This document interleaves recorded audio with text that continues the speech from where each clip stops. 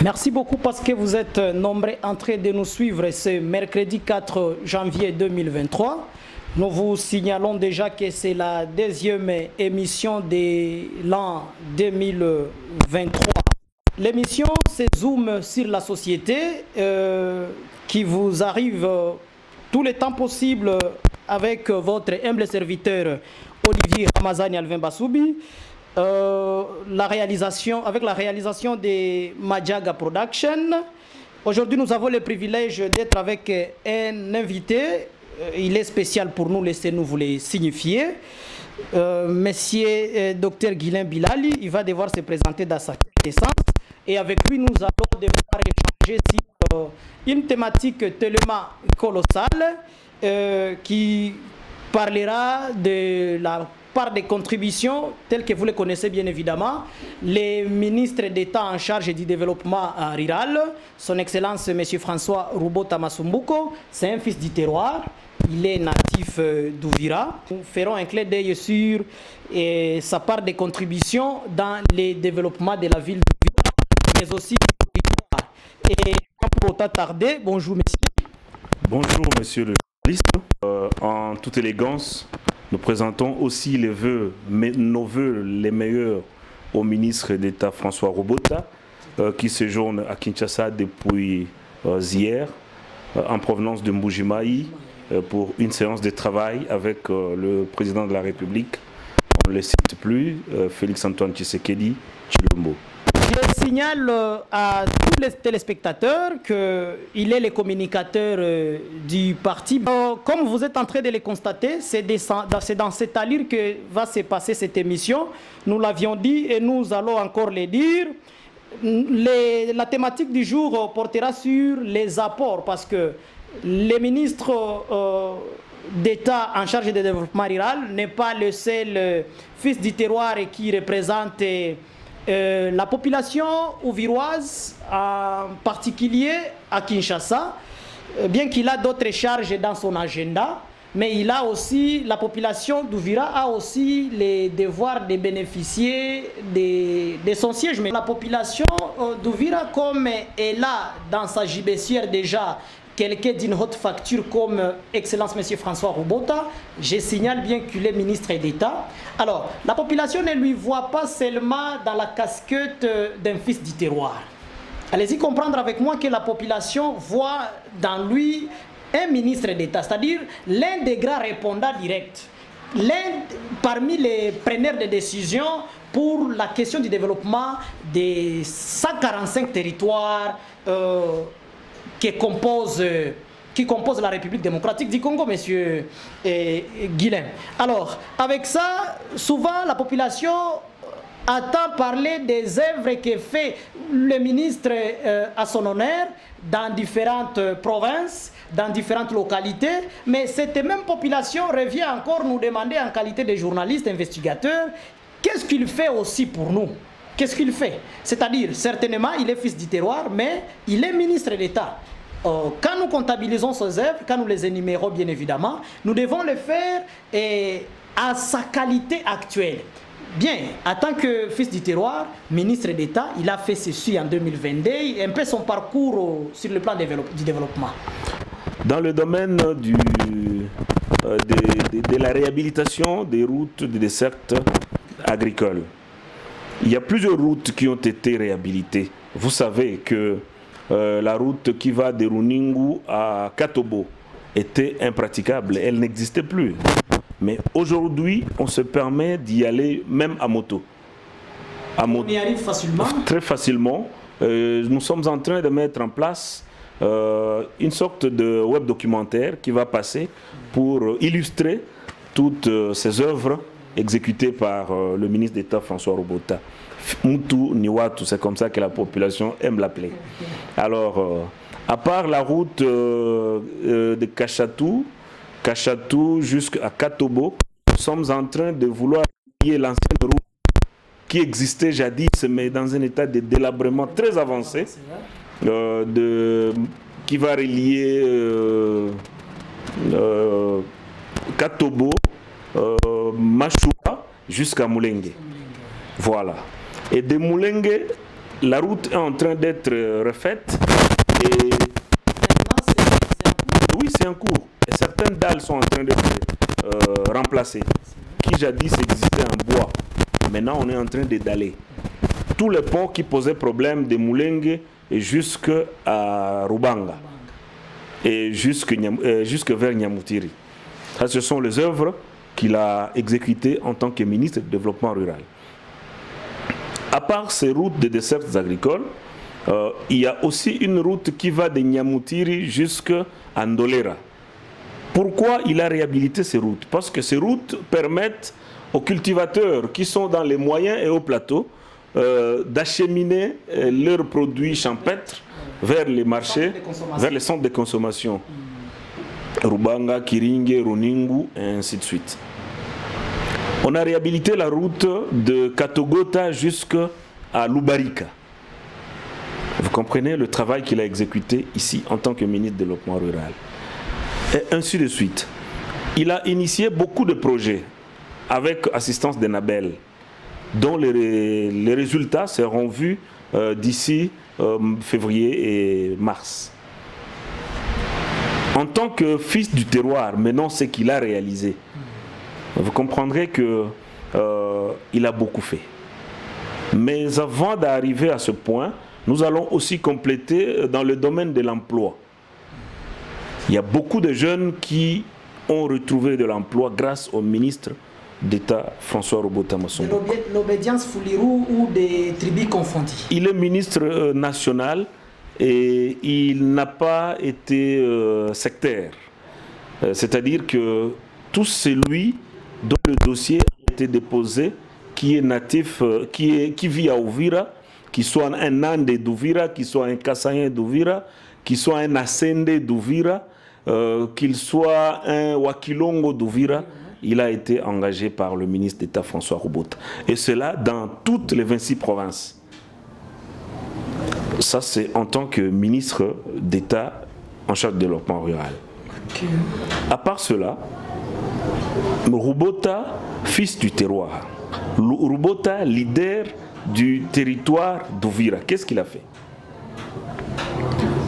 Il a beaucoup fait et pour ça nous disons félicitations à lui avant que nous commencions à énumérer ce qu'il a fait. Je commence d'abord par certains travaux qui sont en cours d'écurage de nos rivières qui ont endeuillé la ville d'Ouvira.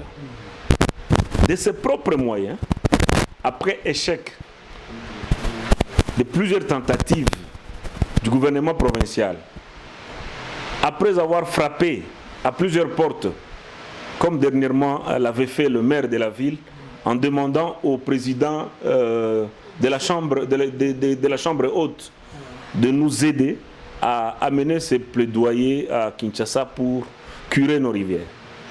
Le ministre d'État a dit que le maigre moyen que j'ai, je vais le mettre à la disposition de la population pour que ma ville ne puisse plus connaître cette expérience macabre créée par le déferlement des eaux de nos rivières.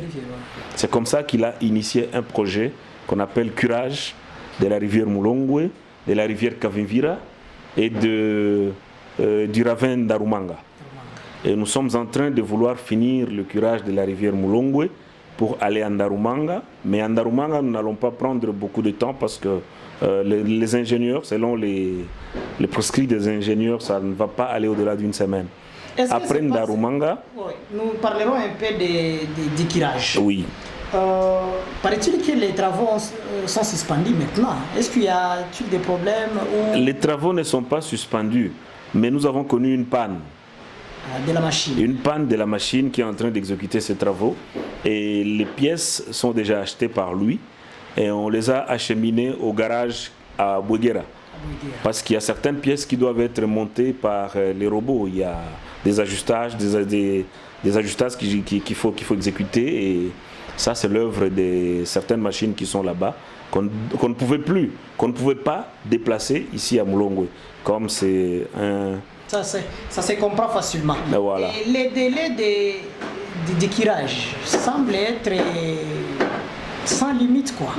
On ne Non. comprend pas, est-ce que c'est une façon nous avons connu veillée électorale? Non, nous avons connu des difficultés. Des difficultés liées aux différentes pannes des machines là-bas. C'est indépendamment de notre bonne volonté, ni de la volonté du ministre, le fait que cet ouvrage ne soit pas remis à la population. Mais au moins la population peut avoir encore un vif espoir que toutes les rivières seront quand même curées. Effectivement, lui ne ment pas, c'est un pasteur. Quand il promet quelque chose, il doit les réaliser. Ceux qui le côtoient de plus près, ils savent que lui, quand il promet quelque chose, il réalise. Okay. C'est le curage donc, de la rivière Mulongwe, bientôt après la réparation, après le rafistolage de la machine. Nous allons reprendre pour le côté d'en haut du pont et ainsi de suite. Après ça, nous irons à Narumanga. Après Narumanga, nous irons à Kavimvira. Voilà, ça c'est dans le dossier curage. Et il faudrait que je m'appesantisse un peu. Pourquoi j'insiste sur le curage? Parce que c'est onéreux, ce sont des dépenses onéreuses. Ça nous a pris du temps et ça nous a pris de l'argent. Oui, du carburant, vous devez payer du carburant. Nous avions tenté, quand nous avons connu une panne, la première panne, nous avons tenté de négocier les machines qui sont garées ici au niveau de... En haut de la Bralima. Voilà, en haut de la Bralima. On nous dira que pour louer une machine par jour, il faut $2000. Par jour? Par jour, $2000 et 400 litres de gazoil. Vous comprenez? Alors, vous vous rendez compte maintenant, les travaux qu'on exécute là-bas, si vous faites les calculs, c'est au-delà de l'imagination. C'est beaucoup d'argent. S'il était égoïste, il pouvait se permettre d'en construire un immeuble ici, ou un hôtel par exemple à Kiliba. Oui, pourquoi pas à l'Emera chez lui? Mais il a voulu faire profiter de ce maigre moyen qu'il a à la population d'Ouvira pour le développement et le bien-être, l'épanouissement de la population d'Ouvira qui vit de la débrouillardise. S'il faut évoluer après le curage, le ministre d'État, ses œuvres sont aussi à caractère écuménique. Vous allez me demander comment écuménique, parce que... Ouais, voilà. Peut-être éclaircir ceux-là qui nous suivent. Voilà. Le ministre d'État, étant fils des natifs des Moyens Plateaux, il a constaté que certaines églises étaient en construction et d'autres étaient en phase de projet, mais par manque de moyens, on n'arrivait pas à exécuter ces projets par les fidèles de ces différentes églises. C'est comme ça qu'il a contribué à la construction de beaucoup d'églises, de la CEPAC tout comme de l'église catholique. Et je vais citer ici l'église de Miguera, où nous avions donné plus de 120 tôles. Miguera, c'est la montagne au-dessus de Kidoti. À Kidoti, nous avons participé à la construction de l'église catholique en donnant des sacs de ciment. Nous avons donné plus de 50 sacs de ciment à Kidoti. C'est une grande église catholique qu'on est en train de vouloir construire là-bas. À l'Emera, nous avons donné plus de 200 sacs de ciment. Vous comprenez comment il est très important d'avoir un fils du terroir en la personne du ministre d'État François Robota.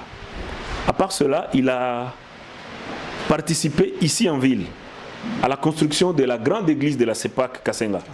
On a donné 200 sacs de ciment là-bas. Il ne s'est pas arrêté là. Il a participé aussi à la construction des différentes écoles. S'il faut les énumérer, il y a des écoles à Bideka. Il y a des écoles à Bideka dont l'image donnait l'impression d'être encore au Moyen-Âge. Bideka, c'est au-dessus, c'est dans les moyens plateaux au-dessus de Lubarika. Il y a envoyé des tôles. Et nous y étions et nous avions... Voilà, et vous avez des images. Il a encore fait beaucoup de choses vers Kanenge. Il a construit des écoles.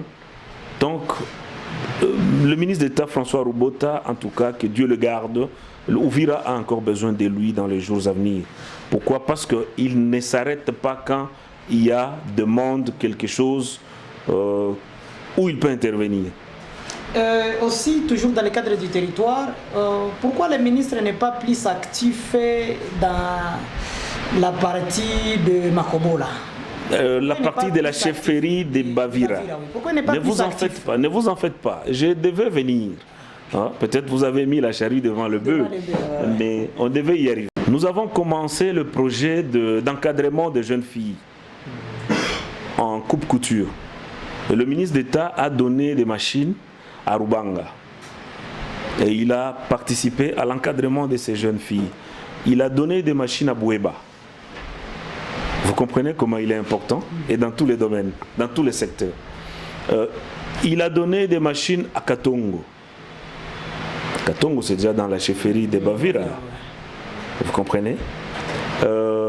Il a contribué aussi, quand la population de Makobola a formulé un vœu d'avoir un marché. Parce que Makobola, du côté de Bavira, n'avait pas de marché. Ils allaient à Yamba, c'est-à-dire du côté du territoire des Fizi. Alors, la population de Makobola a proposé au ministre d'État de leur ériger un marché. Et c'est en cours. C'est en cours, c'est-à-dire à la phase d'études. Et les ingénieurs, il sera ici bientôt. Je l'annonce, il sera ici bientôt pour débuter ces travaux de la construction du marché au bénéfice de la population et d'Uvira Viva à Makobola premier.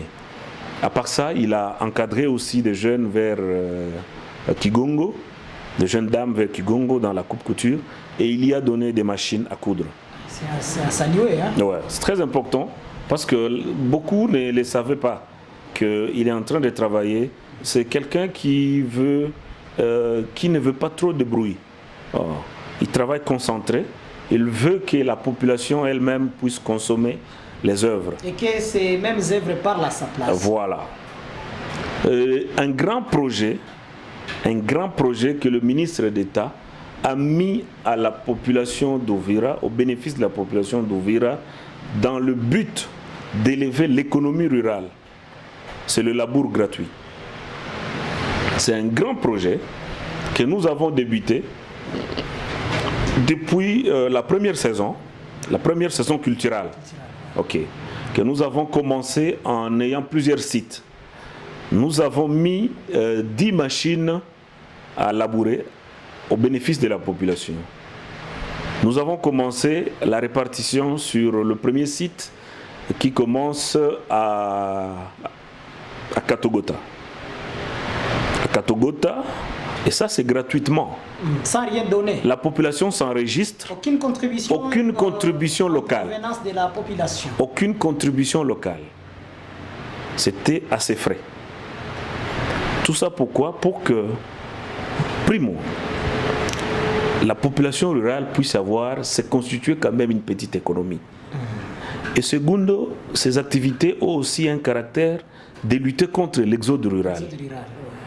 Tous les Congolais de la plaine de la Ruzizi qui avaient déjà fui dans des camps de concentration ont vu l'intérêt de revenir au pays. Et c'est comme ça que Robota est en train d'être salué là-bas, le ministre d'État est en train d'être salué et considéré comme l'icône dans les œuvres à caractère social à Uvira. Le second site est celui de Luvungi. Après Luvungi, nous avons pris le troisième site de Bouéguera. Le site de Bouéguera prend CDC Kiringe, Nyamutiri et Bouéguera. Dans le cadre de ce projet de labour gratuit. Les sites, nous avons un autre site à Luberizi. Le site de Luberizi prend Kibirizi et Luberizi. Nous avons un autre site à Mutaroule. Le site de Mutaroule prend Nyango et Mutaroule. Nous avons un autre site à Sangue. Le site de Sangue prend Nyakabere, le groupement Kabunambo, d'accord? Le groupement Kabunambo et vers le haut, vers Kanga et ainsi de suite. Le site de Runingu. Le site de Runingu prend Biriba, Runingu et Kakamba. Vous voyez? le site de Kiliba. Le site de Kiliba prend Kiliba, Kabulimbo, Kiliba Ondes et Kawizi. Tout ça, vous savez, au bénéfice de combien de ménages? Des milliers de ménages. Des milliers de ménages. Et nous avons labouré plus de 20 000 hectares. Vous comprenez? Ça, c'est pour la première phase, la première saison culturelle. Nous n'allons pas nous arrêter là. Nous allons continuer vers la deuxième saison culturelle. Vous vous rendez compte qu'il y a une usine qui existait là-bas, ou qui existe à Bouguera, avec des moulins, mais des moulins pour moudre le maïs et le manioc. Mais il se demandait comment nous allons trouver maintenant le maïs et le manioc. Vous comprenez? Alors, le ministre d'État a participé aussi à la fonction de cette usine, parce qu'elle serait inutile. Elle aurait monté ces moulins qui ont la capacité de moudre 100 tonnes par jour. Vous comprenez? Où est-ce que cette usine allait trouver du manioc et le maïs? N'eût été l'intervention du ministre d'État François Robota. Et donc, les jours où il aura à mettre fin à cette politique, l'usine n'aura plus de raison d'être? Effectivement. Effectivement. Si une fois le ministre de Robota n'intervient pas, c'est-à-dire que l'usine n'aura plus de mouvement à faire. Ça va fermer. Alors que l'usine est là et est au bénéfice de la population d'Ovira. Aujourd'hui, nous sommes en train d'acheter un sac de farine de maïs à 23 $. Je rassure ici la population d'Ovira que lorsque nous allons commencer à produire là-bas. Et puis le ministre ne s'est pas seulement arrêté au labour gratuit. Il a aussi donné des semences dans certains sites. Ah bon? Oui. Nous avons des images et dans les web documentaires, nous aurons l'occasion de les présenter pour immortaliser ces œuvres grandioses du ministre d'État François Robota. Nous avons un sac de farine de maïs à 23 $. Quand cette usine-là va commencer à fonctionner, je rassure ici que nous allons commencer à acheter même à 15 $, voire 12 $ un sac de maïs, grâce à l'implication du ministre d'État. Vous comprenez comment il est important et ses œuvres sont inégalables. Nous évoluons. Le ministre d'État a participé à la réouverture de l'eau coulante encore à l'hôpital de Lemera. Ça faisait plusieurs années que les malades n'avaient plus de l'eau à l'hôpital. Moi, je suis médecin, j'ai eu la chance d'être formé là-bas. Ça faisait longtemps que l'eau n'arrivait plus aux malades à Lemera. C'est grâce au ministre d'État François Robota que le captage a été réhabilité. On a exécuté les travaux de désensablement au niveau du captage et on a encore reconstruit les captages à niveau et rafistolé certains tuyaux qui étaient déjà dans un état d'usage avancé. Vous comprenez? Alors, je disais que s'il faut commencer à étaler les œuvres du ministre... c'est vraiment trop, ça nous connaissons. Oui. Nous apprendrons qu'il intervient aussi dans la construction des ponts dans les territoires. Effectivement, dans la ville d'Ouvira et dans les territoires. Il y a certains ponts qui ont été abandonnés parce que le financement du fonds social arrivait à la fin et ces ponts étaient à leur première phase et abandonnés comme ça au triste sort de la population des usagers. Et la population est venue nous voir et nous avons fait parvenir ces doléances au ministre d'État François Robota. Un grand-parent, il a agi et nous avons construit plusieurs ponts dans le quartier Kalundu et dans le quartier Songo. Et bientôt, on est en train d'initier, parce que la population de Songo a dit qu'elle souffre par carence d'eau potable. Il y a une centrale qu'on est en train de vouloir réhabiliter qui va desservir l'eau vers le quartier Songo. Et c'est dans le cadre de l'Office d'hydraulique rurale que ces travaux seront exécutés. S'il faut aussi ramasser quelque chose de très important que le ministre est en train d'exécuter en cours ici, c'est le pont que nous allons ériger sur la rivière Sangue. Ça faisait longtemps, la population souffrait de l'évacuation des produits champêtres, des Ndunda, de Kimuka, vers Sangue, vers le marché des Sangue. Parce que tous les véhicules devaient passer dans la rivière.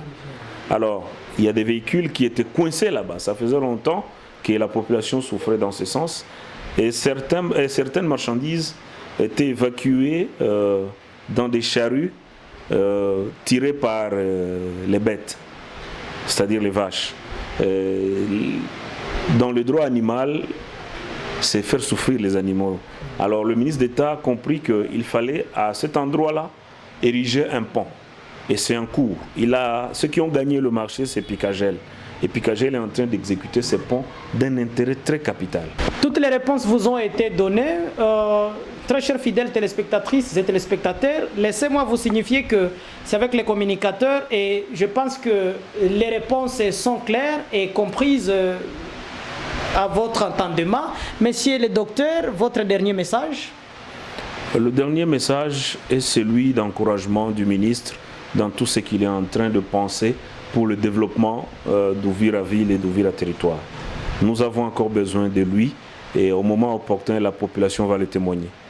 Ces quelques minutes suffisent bien évidemment pour vous apporter quelques éléments de réponse par rapport à la contribution du ministre d'État en charge du développement rural, son Excellence M. François Roubota, vis-à-vis de la population vivant à Uvira-Ville, tout comme Uvira-Territoire.